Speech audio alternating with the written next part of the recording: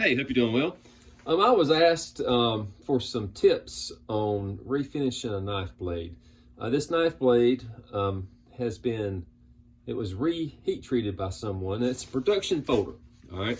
So it was reheat treated by someone, and then they had it reground, and it's a hollow grind. And what they want, the flats still have discoloration from the heat treating process, and the hollow grind, the knife's been used for several years, and they want to clean up the scratch pattern a little bit on the hollow grind. And I told them I'd try to provide them some tips, and I thought doing a quick little video might be the simplest way. I know that everybody, they don't have a 2x72 belt grinder with contact wheels and all the other bits and bobs that knife makers have. So I'm gonna try to do this that most anyone at home with some simple tools and a little willingness to do it can do this. First thing I'd recommend is get some sort of vise. You can go places like Harbor Freight and get cheap little vices that are easy to mount on benches, but get you something that you can hold the knife with. And then what you'll need is, and you see I use a lot of things in the shop, they're just really simple. This is just a holding fixture for setting a knife, like a little pocket knife on for hand sanding. You can put it in here, I can tighten it down, and then I can take a knife blade. Whoops, this just happens to be one of my slip joint blades. And you can set that there, and then whatever type of clamping system you want to use,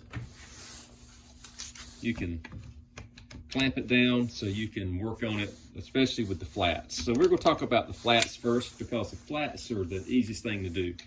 So if you're not familiar with what I'm talking about, the flats are going to be the non-ground areas of the blade.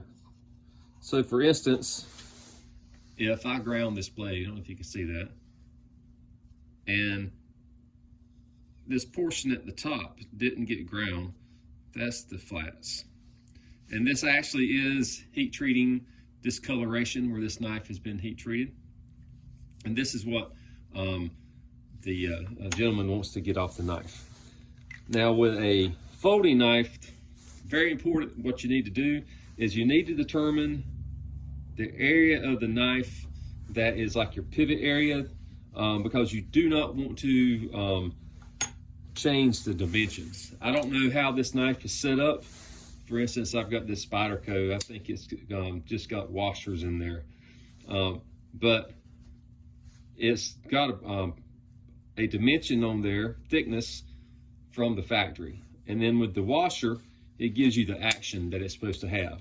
Now, if I refinished this knife and went in here and started removing metal from the pivot area, I could potentially mess up the action of the knife. So you don't want to do that. So determine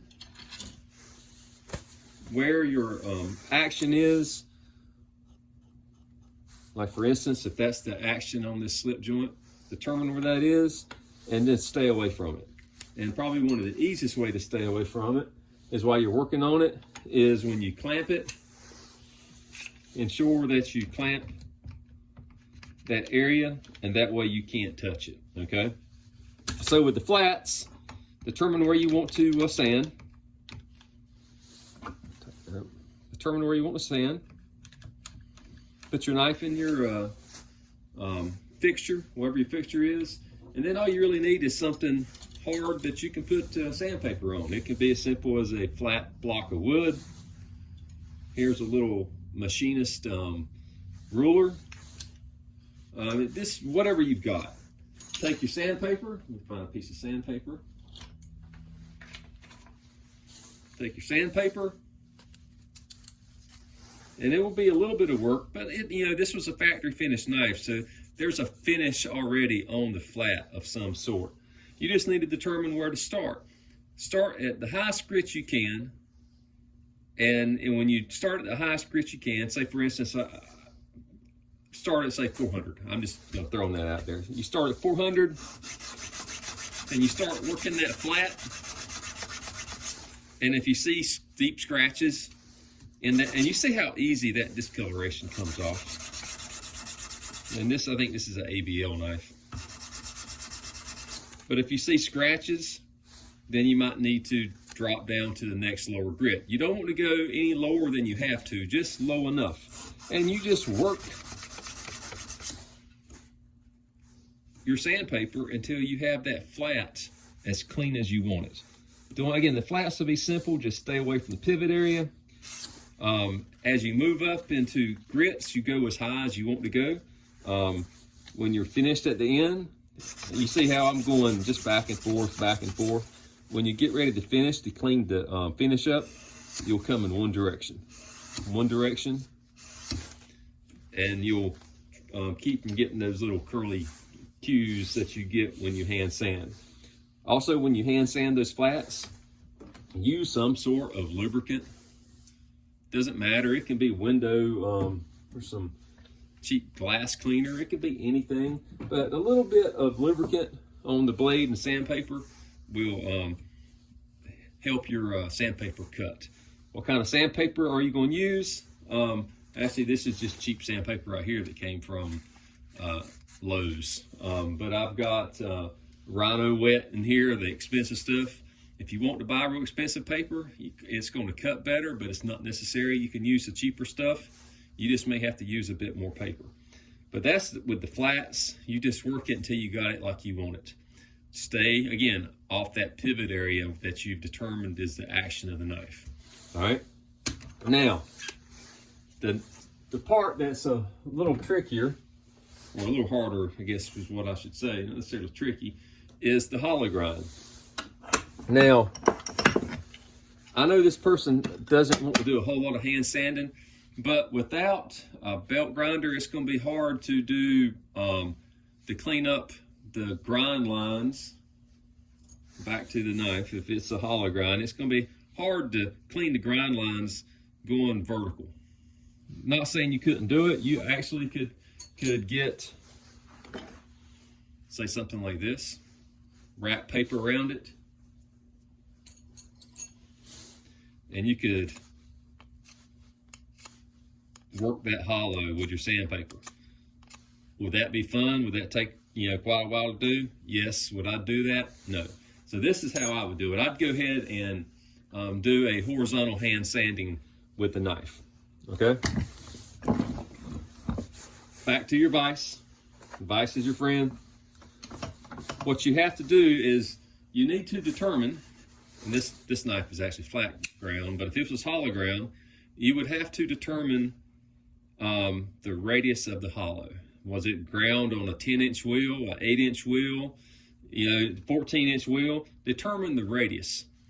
Because what you want to do, you want to find a round object that matches the radius, not larger, but that either matches it or is a little bit undersized. You're better off going under. If you go over, you're actually going to change the, it's not going to match up, and you'll have a fit trying to get that clean. All right, so determine the radius. Once you determine the radius, then it's you might have to get a little creative. You're gonna have to find something that matches that radius. It needs to be firm, that you can actually sand on. What I do, and I know that being a knife maker, but this is gonna give you the concept. Here's a old, like an 8-inch wheel. I actually use a 10-inch, but this is the concept. You take something that's got the radius that you want, you mount it in your vise, all right, and then you get your sandpaper, and you cut your sandpaper into whatever strips you want, which in this case I would cut them to match the radius, 2 inches of the wheel, and you get some glue. I use actually an Elmer spray glue that I get from Walmart. It's a craft glue. I like it. It holds well. It comes off easy. I've used all kinds of different glues, but the Elmer's from Walmart is cheap and it's really effective. And then you need something to be able to take the glue off as you change the sandpaper. I like Goof Off. And acetone. So spray a little bit of glue. Oh, I got some right here that I can show you. It's Elmer's Craft Bond. Spray a little bit of glue on your paper. Adhere your paper to your round, what did it say? Your round sanding surface. You could tape it on here too if you really wanted to.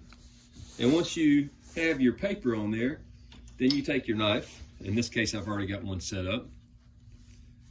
I use this, and this is actually how I actually do this with these hollow ground little pocket knives I make. I clamp them with a pair of vice grip pliers. I use a little bit of leather to protect them. And then it's a simple matter of coming into the hollow and just back and forth.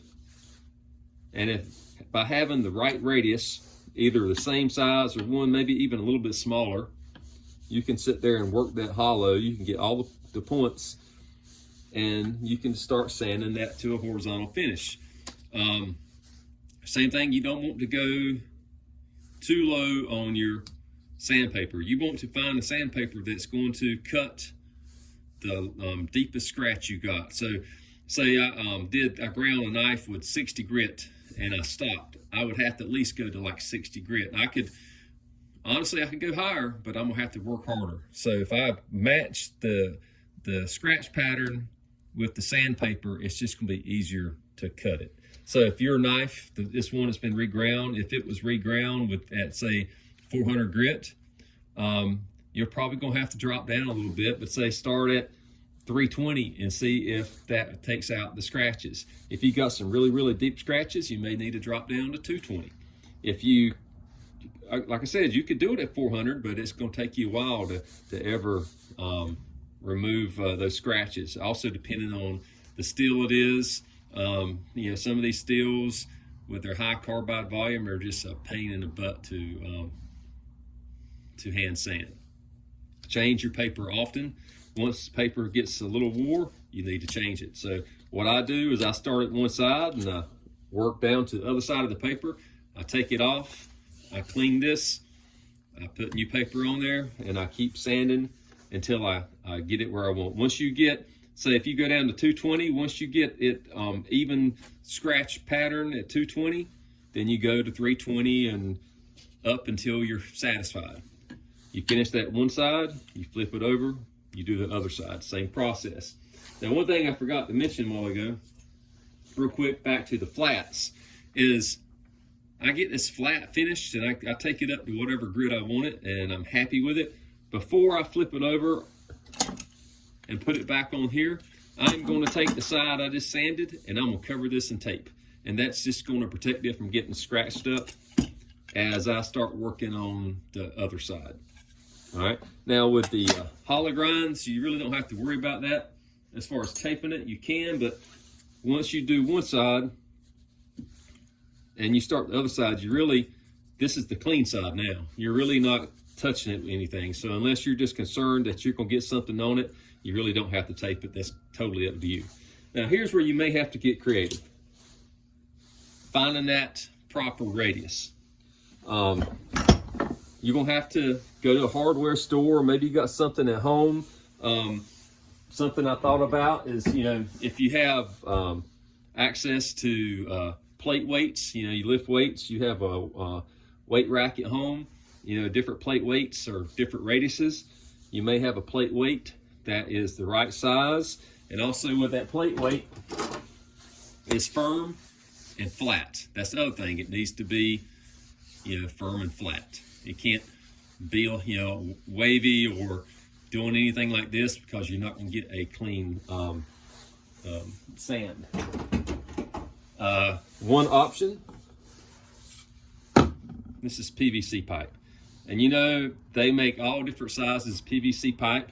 Go to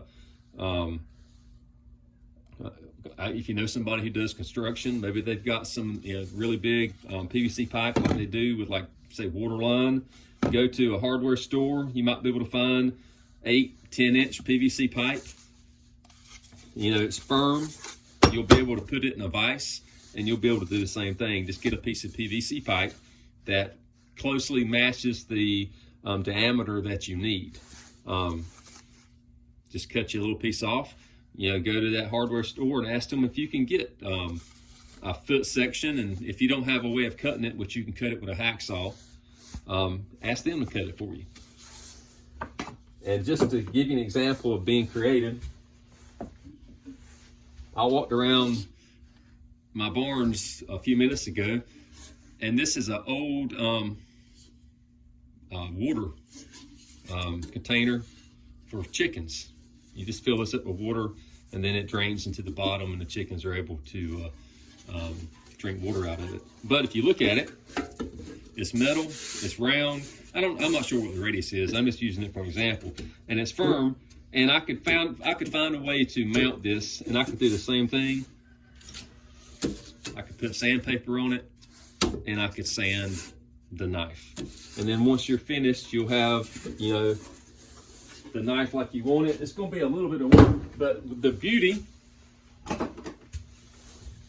of doing it this way is you're able to put all this force, and it's just a fairly simple process. Instead of you getting in here and taking something like this with sandpaper, and you're sitting there trying to work it out this way, or you're well, also if you're trying to do vertical scratch pattern for whatever reason, I still think that'd be a nightmare to do.